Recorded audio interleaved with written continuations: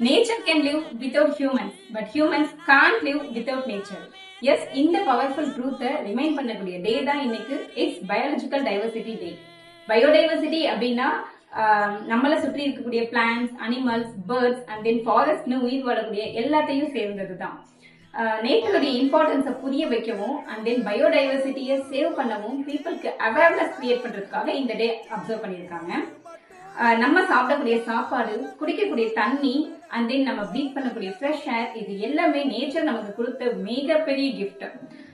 But இப்போ pollution, deforestation and plastic usage அதிகமா இருக்கனால நிறைய பிளான்ஸ் அண்ட் அனிமல்ஸ் எக்ஸ்டிங்ட் ஆகுது.